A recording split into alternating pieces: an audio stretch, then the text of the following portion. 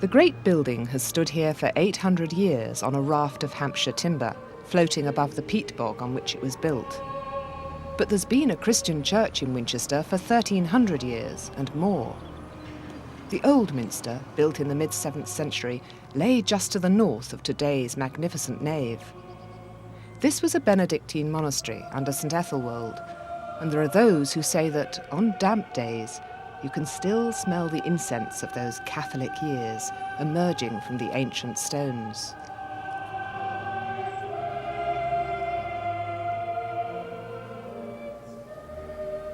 Like all great cathedrals, and like the smallest chapels and churches in the land, this unique building is dedicated to the worship of God.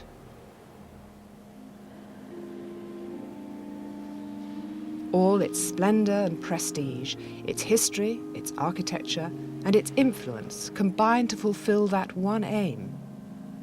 When you look at the size and beauty of the achievement of the early builders and masons, the carpenters and labourers, the plumbers and the glaziers, you can easily see that some compelling motive of faith drove them forward with their modest tools and their near to impossible ambitions.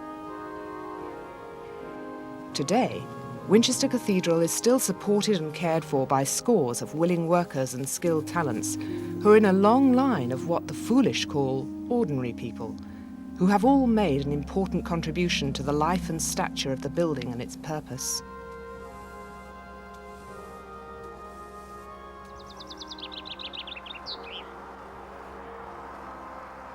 A January morning beside a tributary of Hampshire's River Itchen, and Maureen Churchill is out walking her dog and collecting ivy and other seasonal foliage.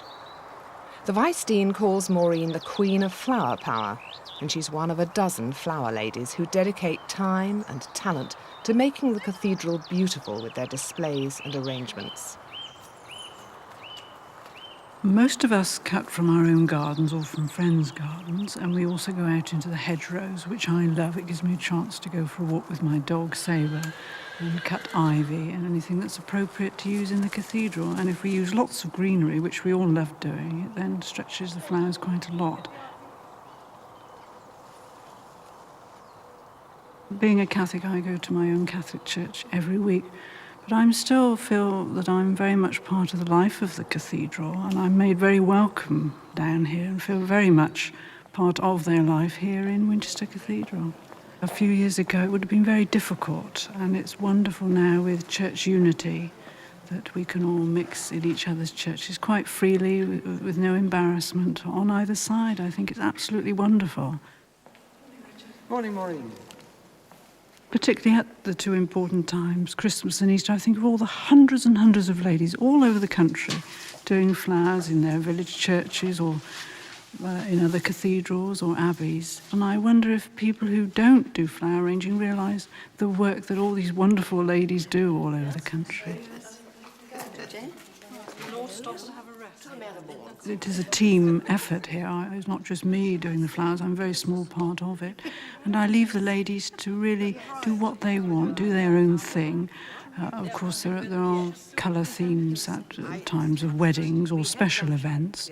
But generally, we're left to do whatever we like to do.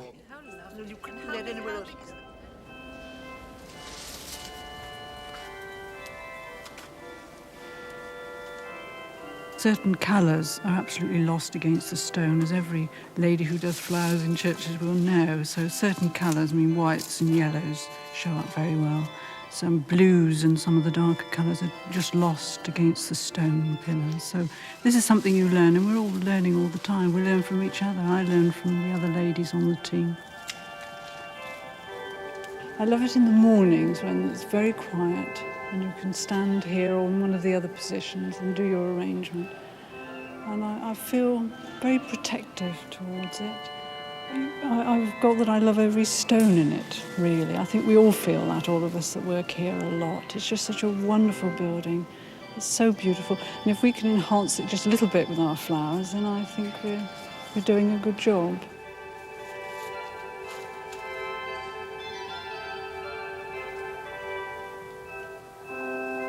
The north transept is a living symbol of the power of the Normans and of what they brought to these islands.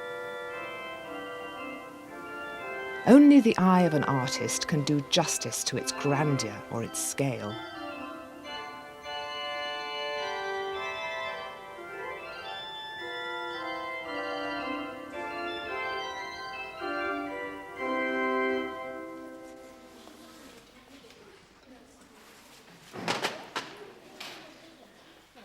Evensong has taken place in the cathedral every day for hundreds of years. The idea of a daily service inherited from the monks regardless of whether there's a congregation or not. Okay guys, we've got to get out there. Even on dark January afternoons, the choir is there punctually at 5:30 and in full voice. It's an extraordinary thing that music of such quality and beauty is available to anyone who'll take the trouble to walk in off the street.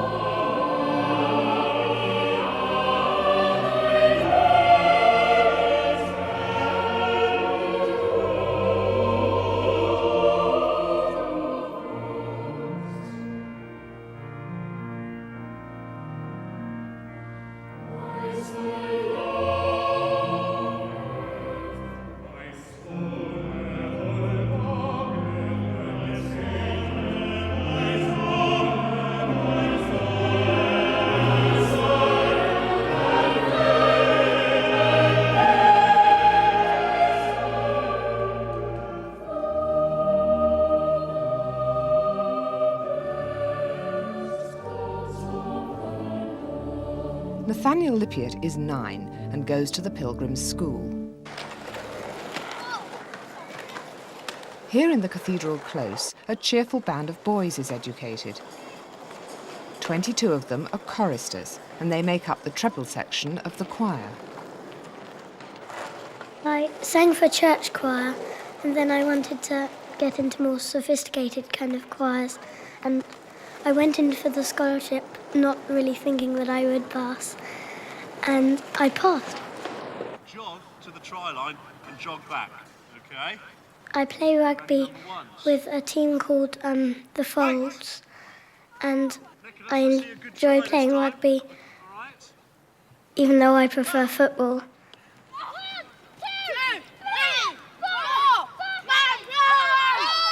When I first came, I was a little bit shy and uneasy about things, and then I just got to know it better, and I had more friends. Go on, James. Good try. 5-star jumps. Go on, Nathaniel, catch him up. I enjoy singing, and I sing quite a lot. Go on, then. It's tiring sometimes for me, but I enjoy it, and I enjoy what I sing.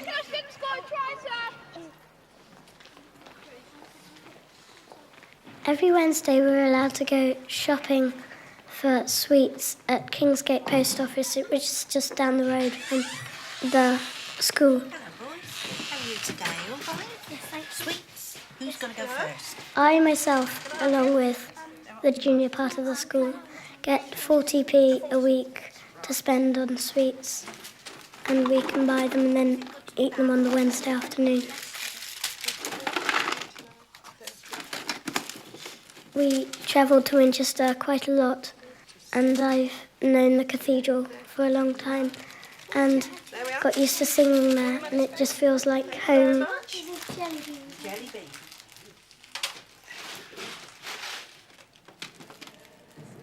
This is my great-great-great-grandfather. He was once the Bishop of Winchester. I was surprised when they told me because I knew him. I knew he was here, but I didn't know that he was a relation of mine. I was quite happy to know that he was here, that I had a relation in the cathedral.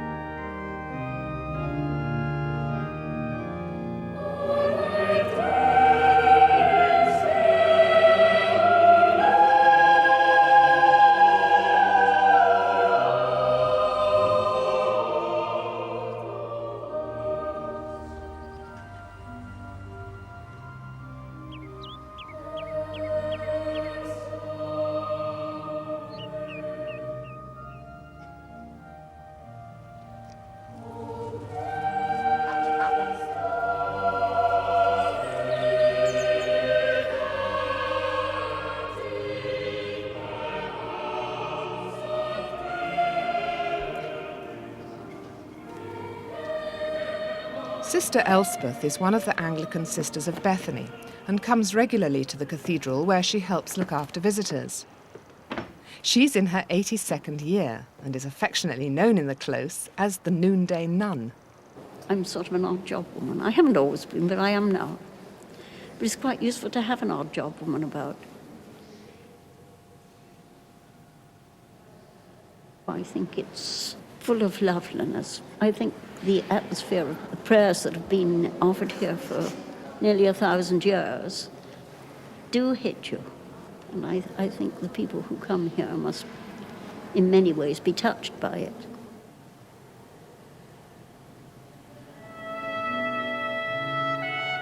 Within the cathedral close is a parade of the history of England, very fitting for what was then the capital of Wessex and the young country's chief city. This was the home of the Saxon kings, including the great Alfred, and the early kings of England ruled from here.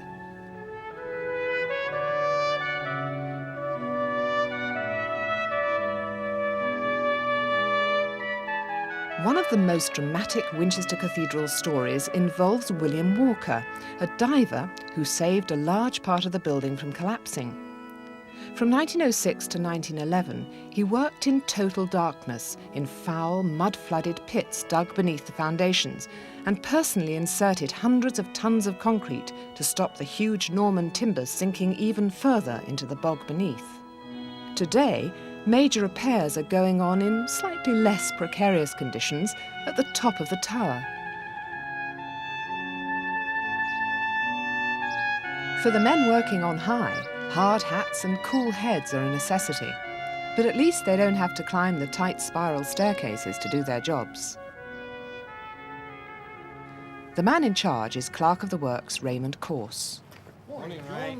How's it going? All right. Can we go aloft, please? Yes. Thanks very much. Lovely. One would think that it was a very quiet, easy-going ecclesiastical enclosure, which it is, of course, but it's a place of work, and one gets so used to carrying on working in this place. But then when one suddenly goes to a service, then it becomes a place of worship, as opposed to a construction site. On all levels of the tower, which would be 3 levels, we've got major problems. The worst problem is the bell chamber. The floor is literally unsound. So to repair that floor, we have to remove the bells and the bell frame. The main trouble has been that when the bells ring, the floor is beginning to sag and to swing backwards and forwards. And the fear is that if we're not careful, it will either collapse or tend to push the walls of the tower out. I feel very privileged to be one of a long, long chain of people that have looked after this cathedral for 900 years.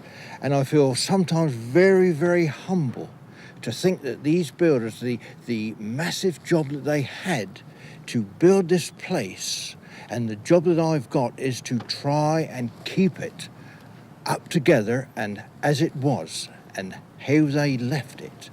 And if I could look back and actually see those builders building it, I would actually like to say to them, well done, lads, and I would do my utmost to preserve it as a memorial to you, a memorial which is still a living building, used every day. And if only they could realise what they had achieved and how it has lasted.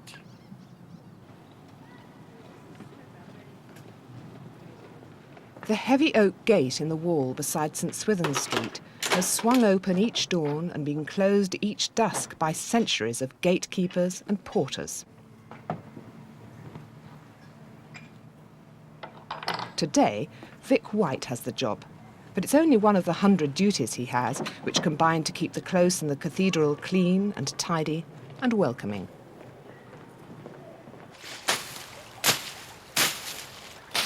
I've never worked outside. I've only ever done butchering and factory work. And suddenly I come to a place like this and it's like holiday camp, really. Although you're working, it's just the general atmosphere. It is magic. It's worth about 50 quid a week just to be working here, really. But don't tell that to the dean,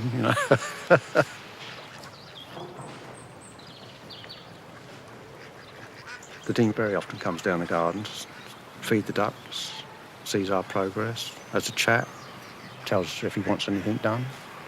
He's quite easily pleased. Let's do a few vegetables for him. And anything excess over, we hand round close to people that, or the people that don't grow it in their own garden. Good afternoon, sir. Good afternoon, Vic. I've been wondering about these lime trees. They're obviously getting near the end of their life. The time's coming, I think, when we've got to plant in between. Them, yeah. Or alternatively, say, pollard them now. Yes, how long would they last if we do that, though? Well, they'd last a good 10 years, yeah. Yes. What stage, though, do we need to get something ready to replace them? We don't want to have to pull them down and then have to start from scratch. I think it would pay to do it now, just get things going, wouldn't it? Yeah, I think we better bring the tree consultant in, bring the tree consultant in and see what he says, I think. So, I think, you see that one down there is cracking away. It's hollow, isn't it? That's right. We've got 2 mulberry trees here, which was reputed to be planted by Charles II, which have fallen over now, has had to be propped up, but it's still well laden with fruit after all this time.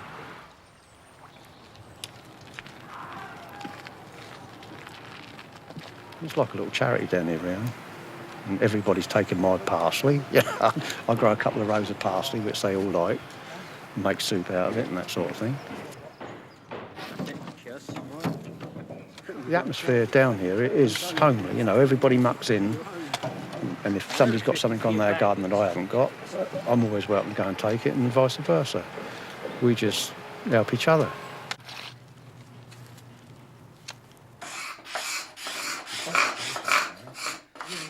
My least favourite job is definitely scraping down benches and putting linseed on them. That's done once a year. That is a terrible job. I wouldn't recommend that on my worst enemy. 22 benches altogether. That's counting 1 or 2 garden benches, which can take one fellow just working, I suppose, about 8 hours to do complete. That's if your fingers can hold up, keep holding a little bits of glass, and then they're put back out again. Because even in the winter, even in the snow, I've seen people sleeping on them, so they're well used all year round. While Vic is employed full-time, the cathedral is also served by an army of some 600 volunteers. There are more than 80 cleaners, called the Holy Dusters, and brass polishers, called the Brass Band. Each has a patch of the cathedral as a particular responsibility, and although the building is full of dust and invaded each day by hundreds of visitors, they still manage to make it sparkle.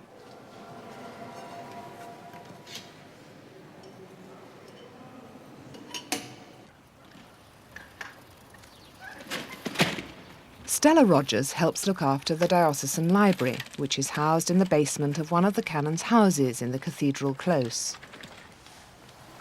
Once she lectured in botany, but today she lives in a world of ancient and modern books, which she cares for and mends and binds with dedicated skill. Hello everyone, everything all right? Hello, Stella. Any problems? Yes. Fine, thank you. Good.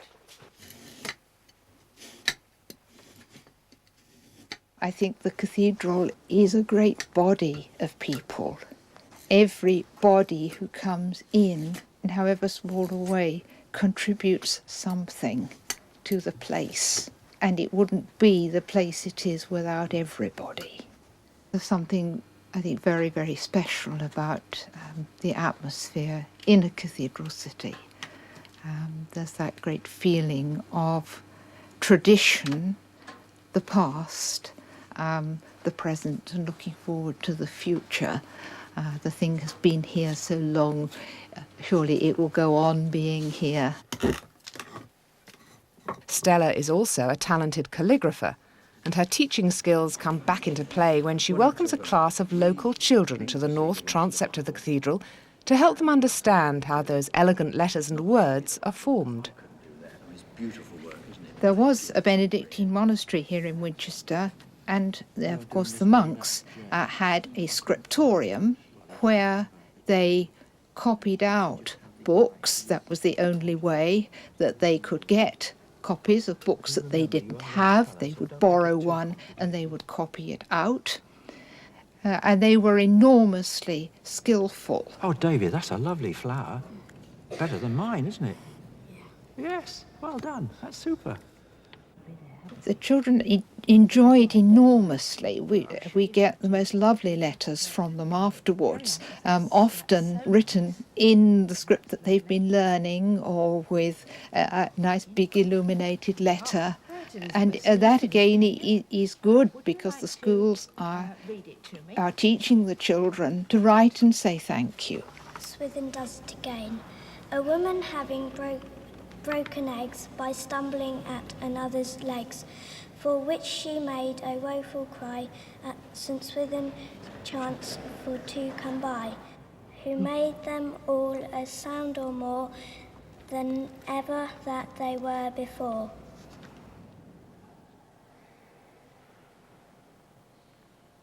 In a way, I should say, it is my life.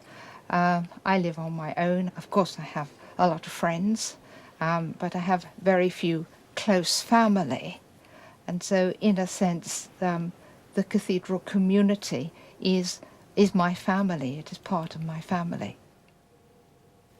The tree of life my soul has seen, it on with fruit and always green. The tree of life my soul hath seen, laid on with fruit and always green. The trees of nature fruitless be compared with Christ, the apple tree.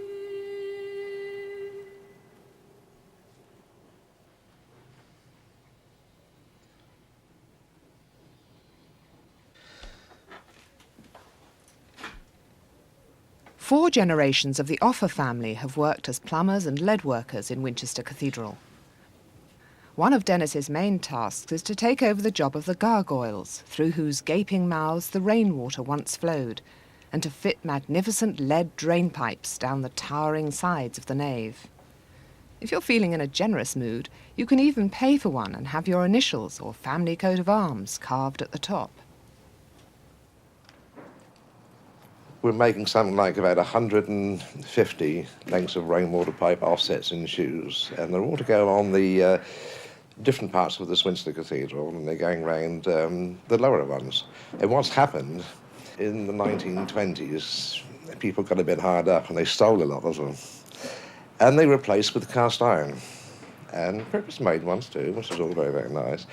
But over the years, they've all cracked and split, so what we're doing, take them all off, remaking them and unless we've got to go around the cathedral and refit them all on.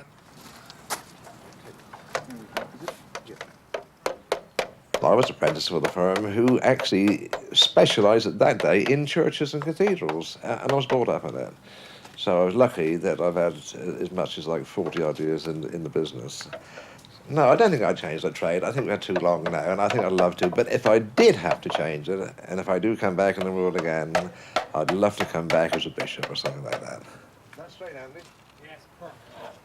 Now, if you come along here, I can show you some very beautiful gargoyles. Well, they're quite hideous, but they are beautiful in their own right. Although Dennis's drain pipes have denied the gargoyles their role, scores of them still people the outside of the cathedral. It may be just as well that they remain, because as well as directing the rainwater, they were also said to frighten away evil spirits. They don't have this effect, however, on modern school children, who arrive to learn about their purpose and their history. They also come dressed to have a go at making one themselves, under the expert eye of the cathedral head stonemason, who's brought along a genuine and ancient gargoyle for them to copy.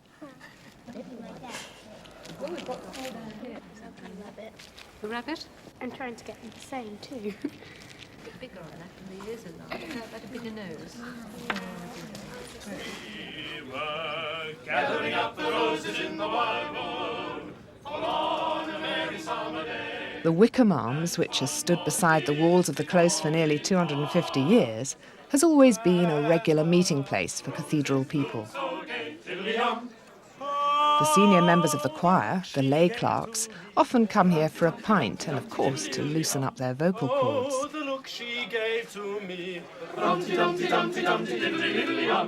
There are even slots in the pub tables where you can make a contribution to the cathedral music funds. It's one more kiss before we part.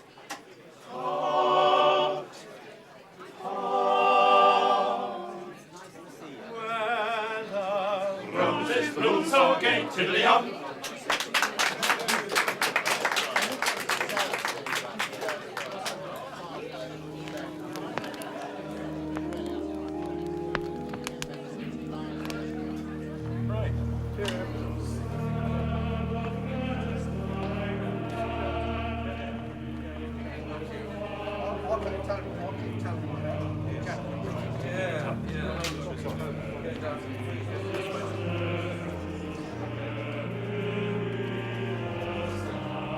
People have been worshipping at Winchester Cathedral for 1,000 years and more.